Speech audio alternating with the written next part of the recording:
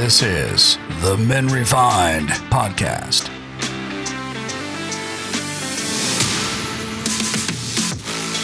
Welcome to the Men Refined podcast, where iron sharpens iron, and men are challenged to grow in godly character. I'm your host, Rafael Sifontes, and my friend Andy Carter will be joining the podcast for this special series as we dive into one of the most powerful books on spiritual formation ever written, The Spirit of the Disciplines by Dallas Willard. In a culture obsessed with quick fixes and shallow spirituality, Willard calls us back to the deep, time-tested practices that truly transforms a man's soul. Over the next several episodes, we'll unpack key disciplines like solitude, fasting, study, and service, not as legalistic burdens, but as tools for freedom, strength, and Christ-likeness. This is about becoming the kind of man who doesn't just talk about faith, but lives it, practices it, and is shaped by it. Whether you're in a car, at the gym, on your lunch break, or out for a walk, welcome to the brotherhood. Let's grow together as men refined by the disciplines of Jesus. To our listeners in Apple, Spotify, Google, or whatever you tune in from, welcome. If this podcast encourages you, please take a moment to leave a rating or review. It means a lot, and it helps other men discover this community of truth and transformation. Now, let's dive into today's episode. So, have you ever feel like the Christian life is just so hard? Like you're constantly trying to be good, always good. It's like an uphill battle.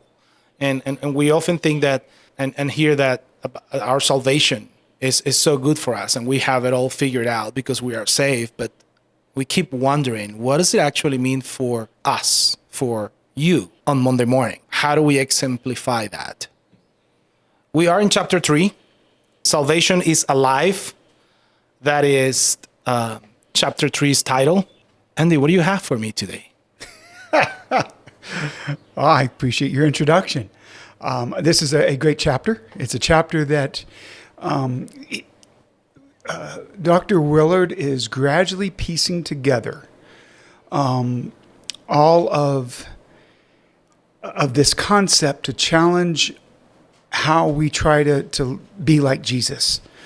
And that at times there's certain concepts or the air we breathe that we just assume this is how it should be done, and we don't question and we don't evaluate, and so I think today it's just another brick in building this great foundation for us to better understand how we follow Jesus on Monday through Saturday, and not just on Sunday.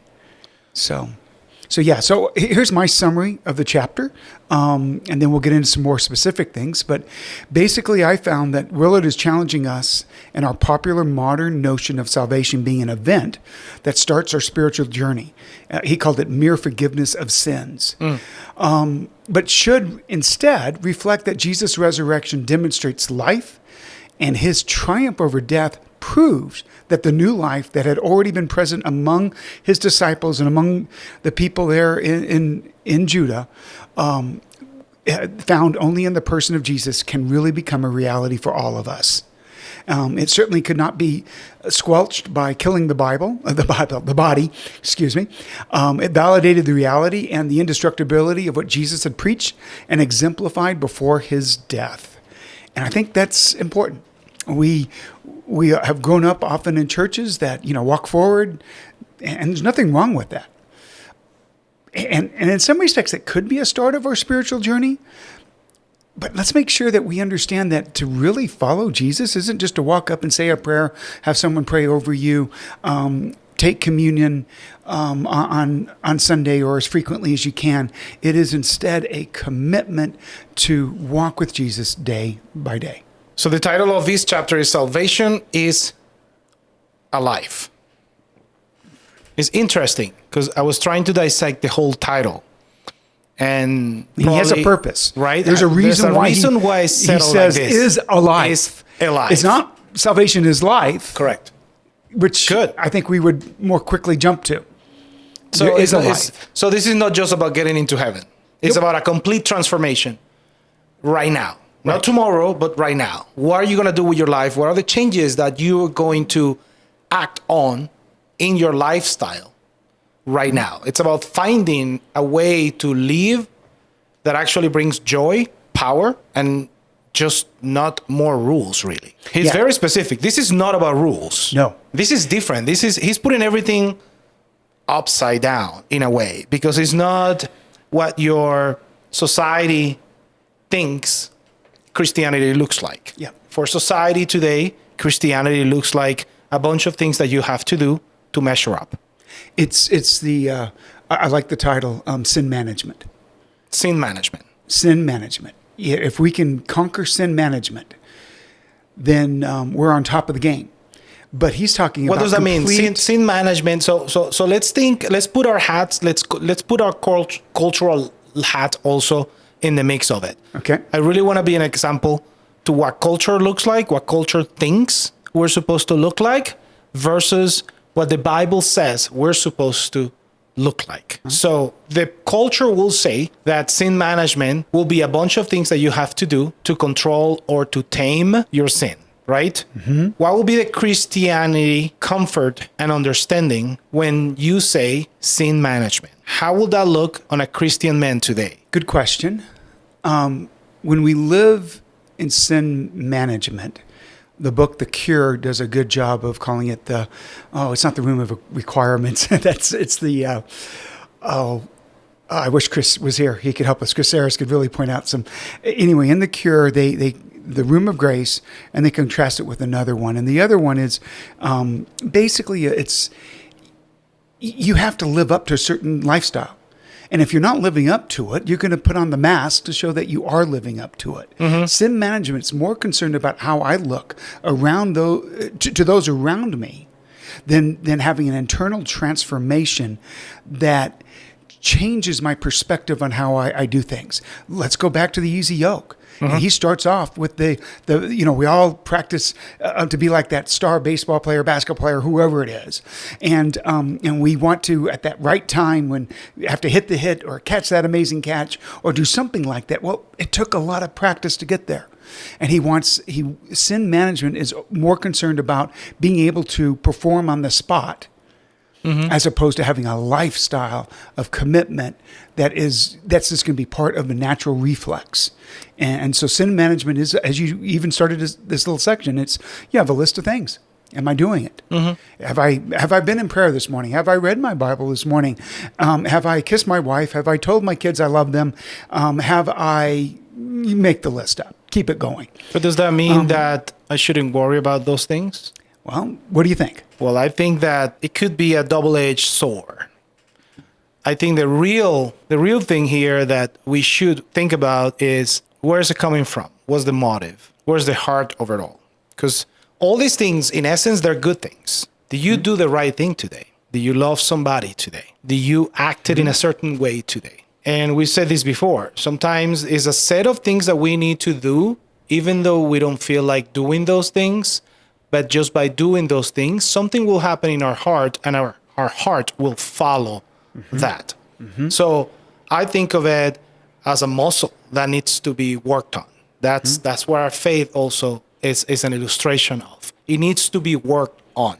So if I go to the gym and I don't feel like, which most of the time I don't really feel like, I know I have to do this exercise, even though I don't feel like. But eventually, 20 minutes in it, I'm already feeling much better. My mind is in a different place. My sensations are different. So I'm feeling different. My mind is different already 20 minutes in. But I came in destroyed, not even wanted it to lift anything at all. But if I don't do that, then my muscles will become weaker and weaker and weaker. So if my faith or my Christianity of my salvation, I mean, we have to work out our salvation, right? There's certain things that we need to do in order to keep ourselves in check, I will say. Mm-hmm. We gotta pray. Yes. We have to have certain disciplines in our lives so they can serve as safeguards in our lives. So we stay in the narrow road and don't deviate. And these things will help us get better, will help us get closer to God It will help our salvation. Just like the reminder of taking communion. It should be a very powerful moment that we sit down and we're taking communion. But it's how you come into communion. And participating in what it is. All of these things, as you said, they're good muscle memory. It builds some of it up. I think what Willard is trying to emphasize is salvation is transformational. It's not just transactional. That in it is not just a moment that it happens, but discipleship is an outflow of the nature of what it means. And that's why it is a life. Our body has to be looked at as a participant in this whole event. In fact, the next 3 chapters, he's going to get into greater detail. Yes. On better understanding why are we so unique in this formation. But here at this time, he's basically just challenging us that realize that your life needs to be lived differently. And I think that's the reason why he brings in the doceticism. You know, as I went through the doceticism, I was like, why doceticism and not Gnosticism? Because Gnostics were actually addressed a little bit more in some of Paul's writing. But I realized that he's not talking about the mind yet, because the Gnostics believe it's a special knowledge or some special insight, but there's an overlap between the two, and part of that's on the body. And the Gnostics just believe that God shouldn't even be a part of creation. In fact, they have some lesser God who creates, the world, because God himself could not be a part of the physical material. But doceticism is probably something that we struggle a little bit with, because it says that Jesus he died, but it had a certain purpose, and we kind of lose some of that, the value that Jesus was a real human being. That's why the Nicene Creed addresses that right away. It is heretical, but these heretical ideas sometimes seep up. And so I think we get too focused on the wrong thing when we realize that Jesus died on the cross and amazingly resurrected. A real body. He was fully man, fully God, and he fully died, completely died. And 3 days later, he defeated death. And realizing that we should really collapse that artificial divide that I think we set up in our minds between salvation and discipleship. It needs to be married together. Yes. Because now Jesus has shown the victory. Without the resurrection, we have nothing. We don't. Well, and there's no. I mean, he lived a great life, great insight, some great things, but it doesn't prove the fact that he really embodied life. Exactly. And so here we are. One thing we share with Jesus is a body, and we're having to struggle just as Jesus did. He struggled. He had to wrestle with discipline. He had to do different things because we shared a body. He says that Jesus' death was crucial. This is Willard. He says Jesus' death was crucial for our forgiveness. But his resurrection is just as vital for our redemption as everything. Why? Because the resurrection means Jesus is alive and active, making a new kind of life possible for us today. So that's what that's the north that we should face. And then he goes into how living in a God's kingdom now looks like. Salvation is just not that future hope that we have. So we're just sitting down hoping. No, that salvation, it has to be a working process. It's about living God's active rule in our lives, living his kingdom right here with us, which means really that we can actually use God's power in our daily lives, humbly, just like Jesus did, by his methodology. We keep going back to this. It's a Monday through Sunday event. Yeah. And you said in our daily lives, that reemphasis. I love it how Willard's practical on this too. He's like, in fact, this one comment, he says, but we must cut to the root of the poisonous assumption that normal acts are excluded from our life in God. Yeah. And he's just like, they're part of it.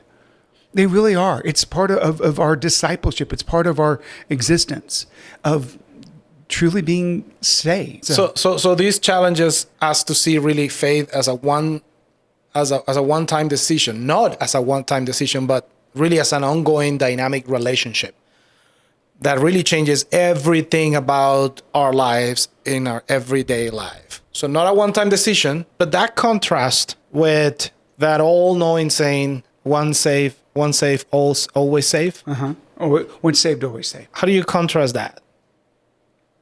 To what? To the fact that our faith is not just a one-time decision, that is actually an ongoing dynamic relationship that we should live out and change everything about how we live on our day-to-day life. Yeah, I want to make sure we don't get into the dogma of, I mean, he dives a little bit into soteriology, so he's testing the waters slightly on this. Yeah, and these are some of the stuff that our culture wrestles. Oh, it does. It does with our faith. So it's important for us to really. I like his practical theology. Stress this. I like his practical theology. So without having to get into that debate, he's going, look, work out your salvation.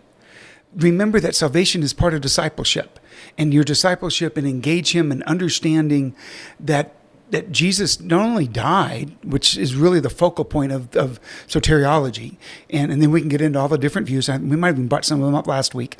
But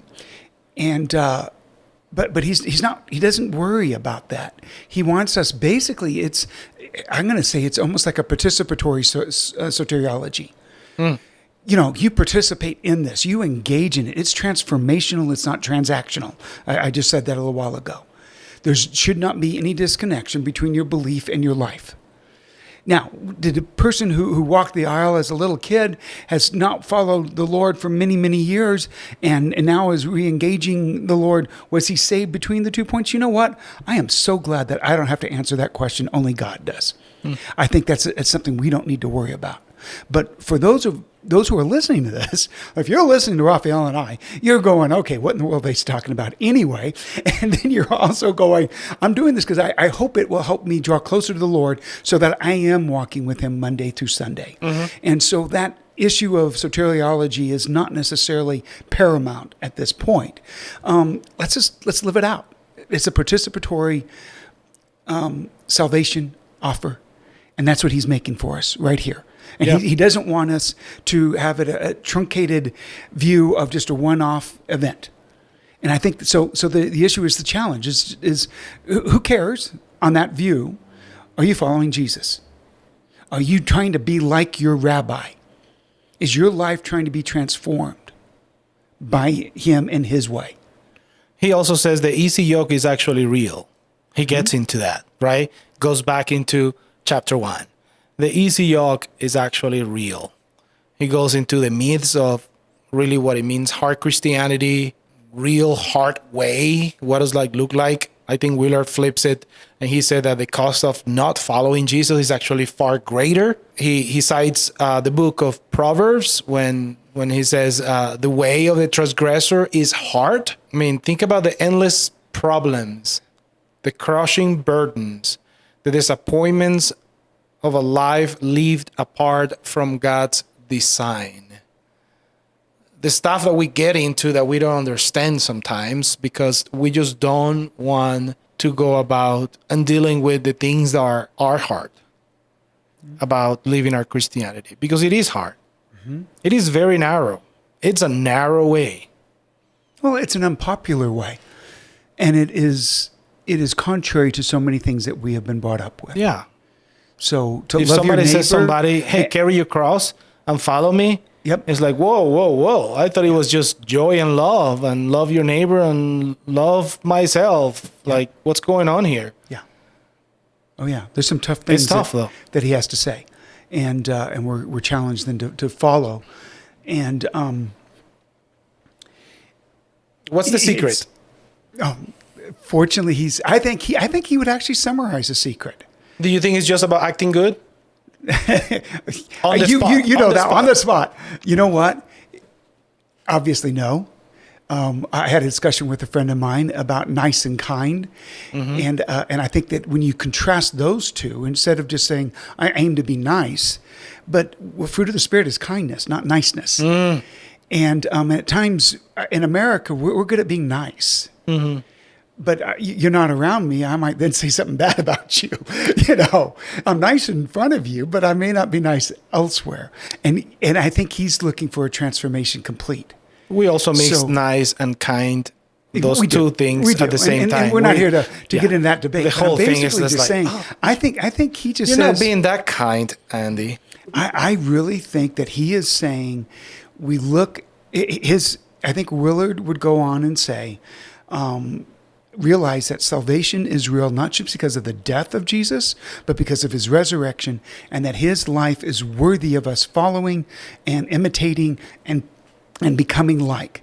And it's a transformative day-by-day process as we do what he did in order to look at the world the way he looked at the world. So it's not going to happen by accident. It's not going to happen by easy gracism and showing up on Sunday and hearing a good sermon. It's going to take time to wrestle. What about the grace of God? He talks about grace, and he talks about earning, right? So how about we get into grace versus earning? Willard makes a crucial point. He said grace is not opposed to effort. Nope. It is actually opposed to earning. We don't earn salvation. Good quote. But a spiritual growth requires our intentional effort. Now, grace is God's action in our life, in your life. And when grace is present, you actually have greater effort and greater results. It's kind of like, I see this like a dynamic partnership. Great way to put it. Right? Yep. So it's ever flowing, ever growing, ever living. It's like how we define church, right? Church is not an organization, it's an organism.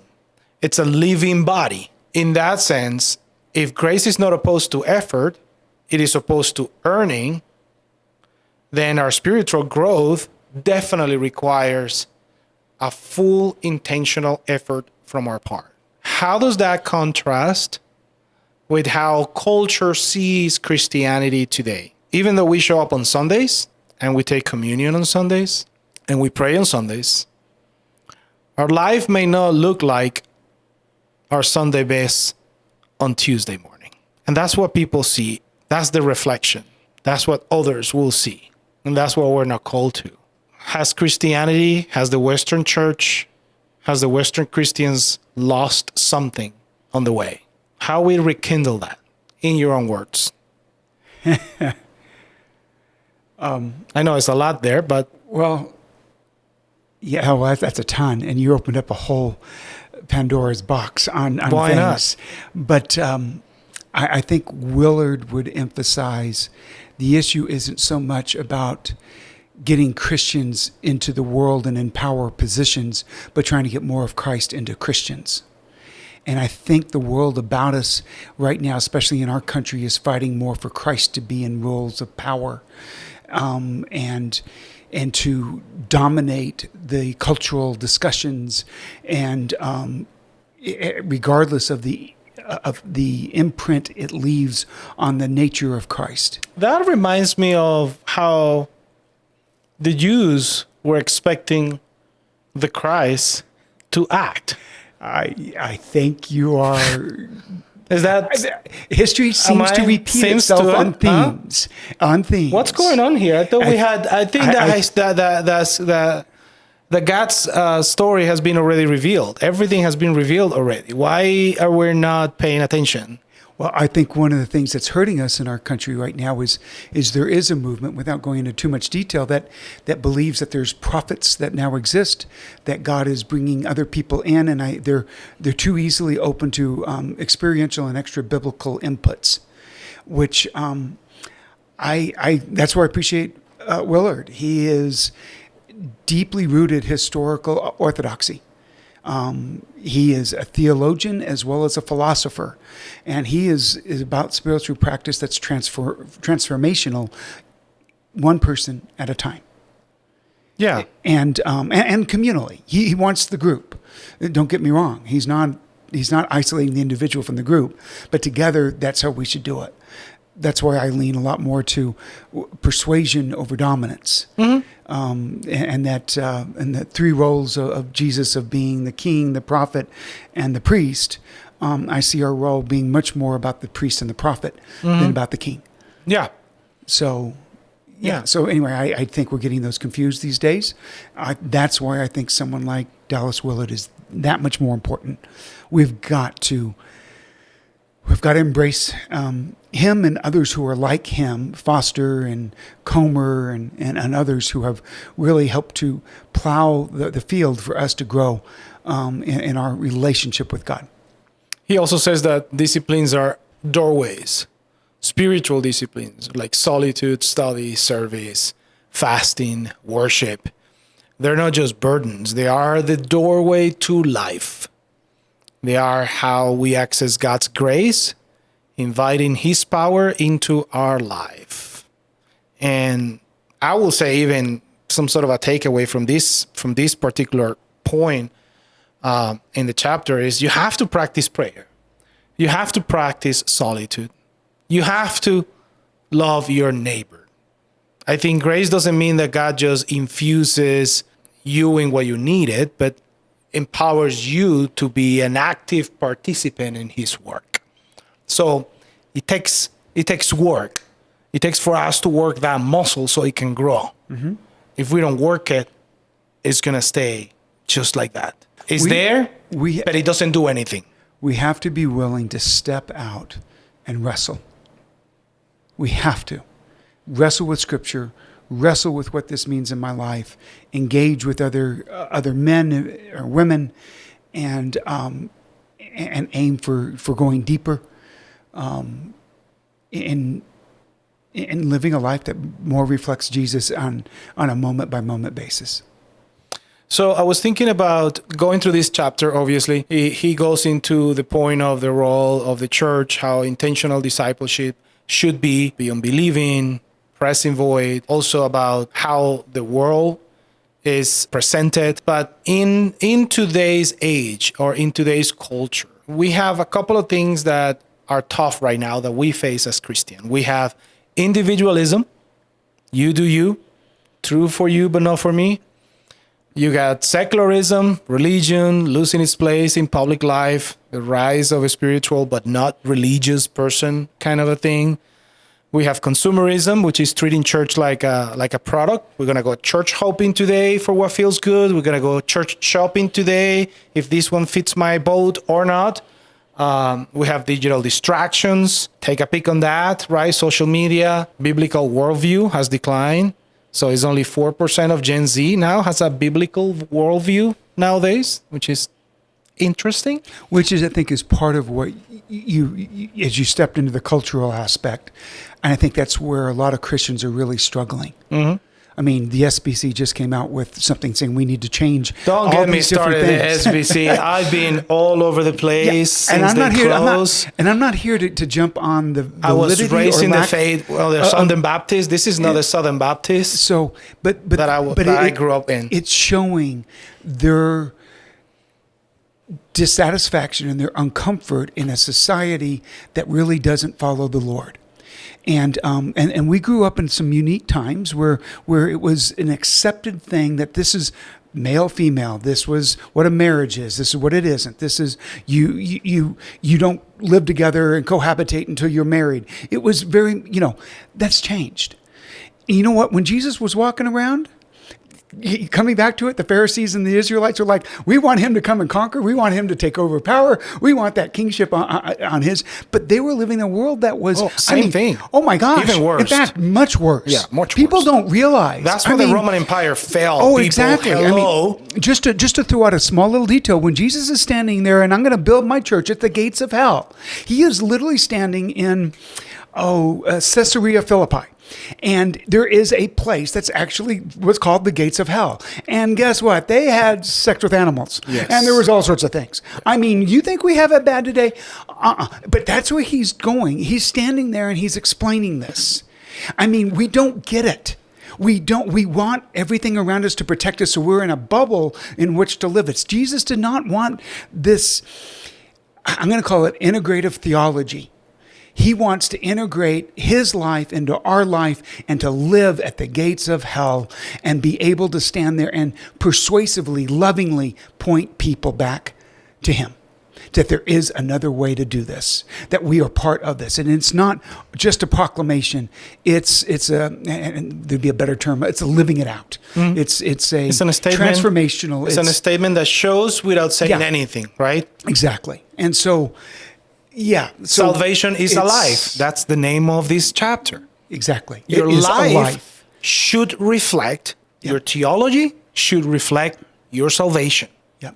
And we can't just count it off to a spiritual event. No. That's why it's a life. We've done quite well on this chapter. I just want to point out How will you close this segment? Well, I'm not going to close it. I'm going to come back and just emphasize some things that he points out, that if you are reading this along with us, he does go back and talks a little bit about the focus of the early believers wasn't on the death. It was on the life. In fact, all the artwork, it wasn't until like the 4th century that the cross started to show up. Yeah, that's good. Because the focus was not on the death of Christ. The focus was always on the resurrection of resurrection that new and his life. healings, On that and new his life. love and his care and his interaction. It was on other things, and then we've been overtaken by the cross and everything else, and then he goes through and combines, which is an interesting combination of Luther and Kierkegaard, and points out 3 things. He said, faith is the powerful life force described by Luther. We can then recognize it as a display itself on the pages of the New Testament in 3 major dimensions. I just want to point this out because it really is. He gives some biblical references to it, and we're not going to do justice on that. But first of all, it's the presence of a new power within the individual. You were talking about grace. That grace, that new power within the individual only happens by grace. So it is and it's one of those, you start to use the muscle, you go, wow, there's more here. There's a little more to this. So anyway, he likes to say that this power within the individual erupting into a break with the past through turning in repentance and the release of forgiveness. Number 2, an immediate but also developing transformation of the individual character and personality. And then number 3, a significant extra human power over the evils of this present age and world, exercised both by the individual and by the collective church. That's what he's trying to do. So let me close with a call of action in this episode about chapter 3. These aren't just nice ideas. They're a roadmap for really flourishing our lives in a world that often feels crazy and burdensome.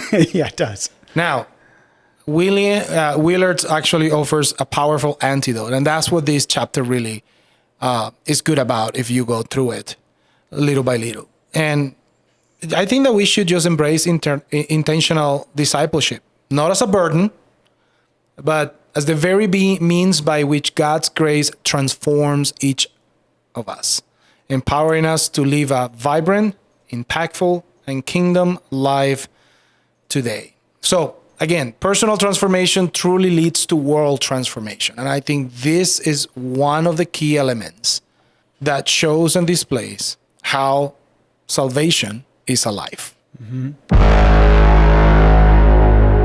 Thanks for joining me today on the Men Refined podcast. I hope this conversation encouraged you, challenged you, and helped you take one step closer to becoming the man God created you to be. If you find value in today's episode, will you take a moment and leave a rating and a review? It will help more people and more men find this podcast. It will help the algorithm, whatever it's called now these days, and join us in this journey of spiritual growth and godly leadership. You can follow and share the podcast on Apple, Spotify, Google, wherever you listen to your podcast. And be sure to connect with me on social media, especially on Twitter at twitter.com/Rafael Sifontes. Links on the bio, on the description of this podcast, or X, right? .com/Rafael Sifontes. Until next time, stay grounded in the word, bold in your faith, and refined in Christ. Blessings.